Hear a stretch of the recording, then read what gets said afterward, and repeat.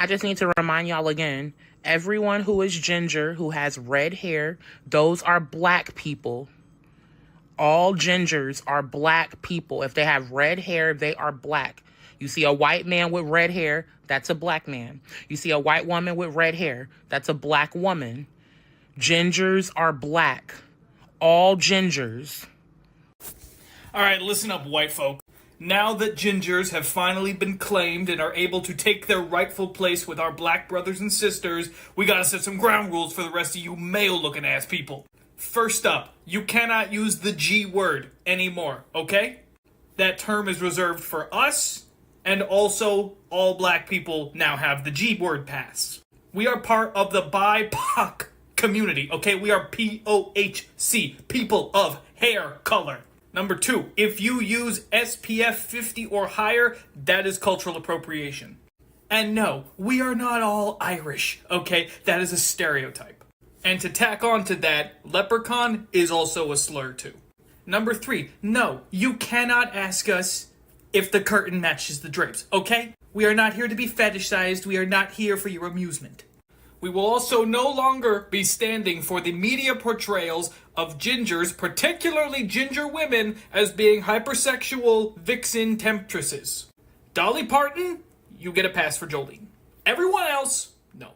Now, Redhead Appreciation Day is on September 23rd annually. And we extend this to also be celebrating our black brothers and sisters as well. And Kiss a Ginger Day on January 12th is out. And all of these regulations and protections extend to the rest of the black community as well, not just the ginger port. And to respect the invitation into the community, we also have no requests with regards to partaking in Juneteenth with you. That is all for you guys. As for Black History Month, we only request that now we be allowed to claim 50% share of Malcolm X. BLM. All right, guys. All I gotta know, am I doing it right? Am I doing it right? It's came to my attention in the last 24 hours that I'm black. I got a lot of mixed emotions. I don't know how to feel about this. There's no directions, okay? There's nothing telling me what I can and cannot do now. I mean, what do I qualify for? You know, what am I disqualified? What are my disqualifying factors here? I mean, I know I got to get the chirp, you know, I got to get a fire alarm, battery going dead. I know this. I know the rules. But yeah, guys, I mean, this is some really crazy news coming out here. But anyways, somebody welcome me to the club. In all seriousness, with the trend going on, all gingers are black, I have not felt this much love ever in my life. And to the girl that's making this go viral, I just gotta say thank you. Thank you for the love. But honestly, truthfully, thank you, all of you. I hated being a redhead growing up, because I was that kid in special ed who couldn't read, who couldn't write, and I also had red hair. I had a stutter, and now I grew up to be pretty successful. But I never felt loved. But until tonight, like, oh my gosh.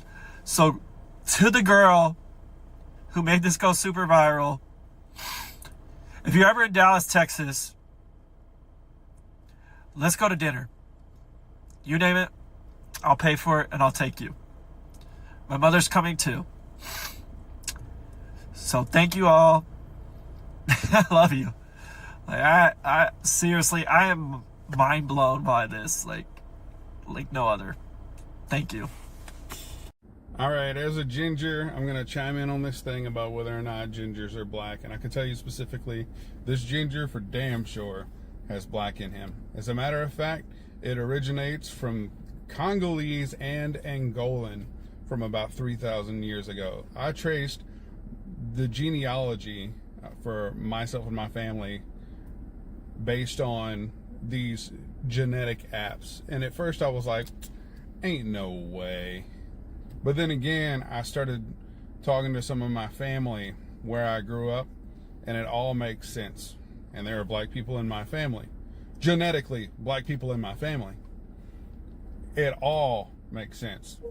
That's the reason why I am different from a lot of white people. A lot of my physical features are different. My hair naturally doesn't look this way. My beard naturally doesn't look this way. None of this looks this way.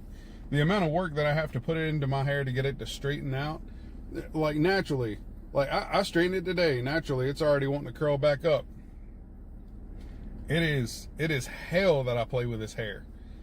So this is true. This is true. For this one specifically, I can tell you that it is true. I often wondered whenever I was a kid why my dating preference was black girls whenever I was little. My very first girlfriend was black. My daughter, she's been dating black boys since 3rd grade. Naturally, she just gravitates toward them. My sons naturally gravitate toward black girls. It just is what it is. So yeah, all of us tied back to that? That I can't speak on. But I can tell you, me specifically, and everyone that I grew up around who happens to be light skinned but ginger, every single one of us have black features. You could just tell by looking at us. And I have people hopping up in my comments. They're like, "Oh my God, you look like us." And I'm like, I know. It's exciting. I love it. And I'm glad to be here. How do I feel about being black? I love it. My whole For You page right now is that gingers are black. First of all, thank you. The biggest thing I want to say is that my whole life, the biggest, by far, biggest cheerleaders of my appearance, of my hair, of my skin, of my freckles have been black women. It's been from such a beautiful place. It's so sincere. A lot of gingers are coming on here and talking about how we were bullied. And yes, I was too. I was called Casper. Somebody said that I was see-through. I was so pale I was see-through because you could see my veins. I was bullied. We were all bullied. Gingers were not having a moment in the 90s the way that they are now. And second of all, if I get to be an honorary member of the 98%, I am taking that all day. Thank you. That's the team I want to be on. I am so disappointed in my own race, my own gender, and the way that we work against ourselves. I'm not going to sit here and pretend, though, that my experience in life has been anything like what black women deal with. This is all fun and games, and I love it so much. But let's all remember also that, yes, this is hilarious. And yes, we all want to be invited to the cookout so bad. Tell me who all going to be there. What can I bring, or nothing. I mean, I do season my food, but anyway, I'm getting off track. I still have white privilege. And gingers, I know we're only 2% of the population, but that's still a good number of people. And maybe if we all like this dialogue and we are all excited about the idea that we get to be maybe just a tiny bit part of the black community or adjacent to it, then maybe we should think about what we could do to support them, not just how they've supported us and how sweet this whole conversation is. I worked for a black news show for about 2 years, and almost every staff member was black. And let me tell you, the things that I learned from working there changed my life, changed my perspective. The way that the internal racism that a lot of us have is so secret. You don't even realize necessarily that it's there, but that job just busted open my brain in such a good way. So yes, please let me be part of this community. It is an incredible community. But also let's remember, when I was pregnant and I went to the hospital, I wasn't worried about the quality of care that I was going to get. I knew I was going to be taken care of. Okay? I didn't have to have an army of people in the room with me to make sure that I was listened to. I can go to doctor's appointments without having a friend on the phone because I'm worried that the doctor is going to minimize the pain that I'm in.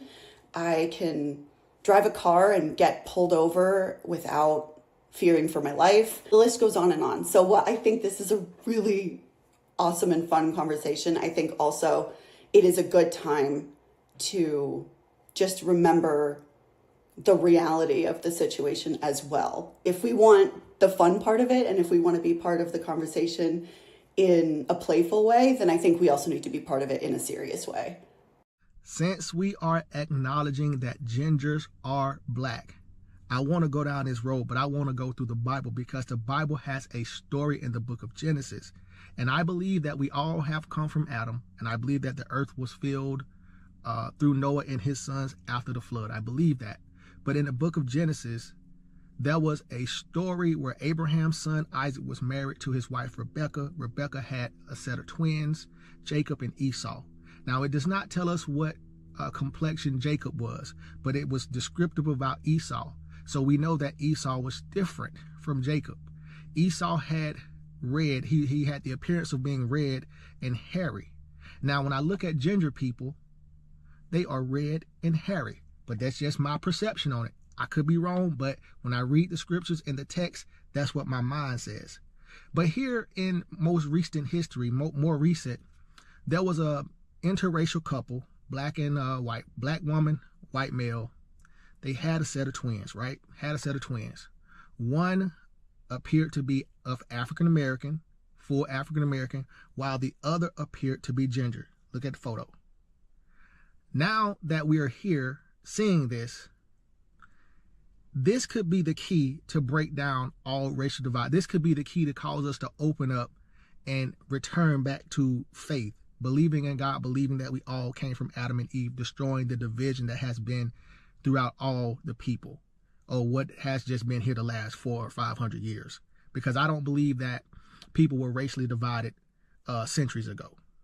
Gingers are black people, but not only that, but they were black people. They were literally black people. Up until the 1940s, Irish people were considered black, because even if you had one drop of Negro blood, you were considered black. And they even had a term for it, smoked Irish. Even during segregation, they were never considered to be white. So the movie Braveheart depicts a white man going up against the English army to stop the invasion. But what's wrong about this is that's supposed to be a black man. They told you that the Scottish and the Irish were fighting against the English, and that their populations were wiped out by the potato famine or something. But no, actually, they were just deported. I was looking through footage of my grandfather, who is my mother's dad, and he would use a bit of an old school Cork, right? You'd hear this in a lot older generations, especially in the inner city of Cork, right? And I was thinking to myself, by Christ, Granda George sounds like he's from the middle of Barbados. So look at all these Jamaican and Caribbean last names. They all sound like Irish and Scottish last names. You got Carter, Parker, Porter, Brown, Smith, Campo, Johnson, McTeague, Macbeth, McShakespeare. These all sound like white ass last names. I'm sorry. Like even my friend from the Trinidad and Tobago, he had a white ass last name. I couldn't believe it. Now, as to how Ireland and Scotland became white, it only takes 3 generations of race mixing to turn them completely white. That's it. That's it. You take over the land, and then you give the soldiers the land, and then they replace the population. That's it. They used to be black people. That's it. When you mix white people with melanin, they start to have ginger hair and freckles, because that's like the genes fighting to be either become white or black. That's what a ginger or a light-skinned person is. They're just someone who has a mixture of both. And once you know that, you can never unsee it. Like this beautiful girl over here, I understand now. This is a beautiful black woman. I understand it now. She used to be somewhere in her lineage. She was black. She still is. This topic has been going viral all over social media. Do you think gingers are black? Drop your thoughts in the comments. Let's talk about it. Subscribe to the channel if you agree.